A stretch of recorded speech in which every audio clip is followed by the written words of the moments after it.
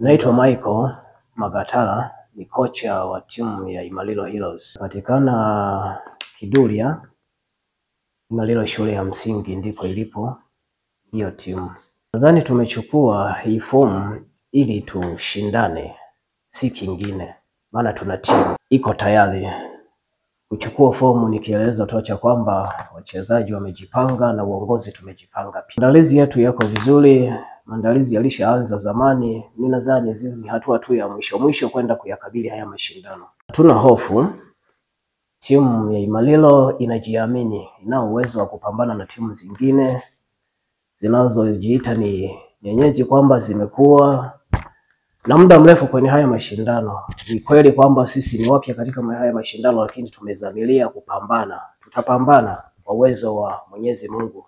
Naamini tutafika ambapo Mungu ametupangia. Malengo yetu wana Haruni ni ubingwa. Hatujaja kujaribu, tumekuja kupambana. Tunatumia watoto wa nyumbani. Mashujaa wapo wamejipanga na wako tayari kwa kila namna. Kabisa ninaamini, nimekuwa nao muda mrefu, tumefanya mazoezi ya kutosha. Vijana wako tayari, wana morali, wana uwezo wa kupambana na timu yoyote.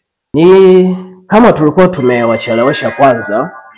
Mashabiki wamekuwa wakitoa hamasa muda mrefu sana, wamekuwa wakilipambania hili kwa sababu tunao watu wengi wanaopenda mpira Imalilo. Ninadhani kama kuna mmoja wenu alishafika uwanja wa shule ya msingi Imalilo, alishapaona na afahamu vizuri palivyo.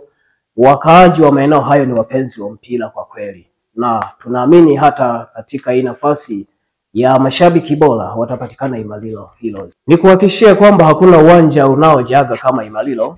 Hilo ni watoe hofu kwamba njoni kwa moyo mmoja, kwamba mnaamini hapo ndipo mahali pa machinjio. Jina lenyewe linasadifu yaliyomo. Hapo ndipo panaitwa Imalilo.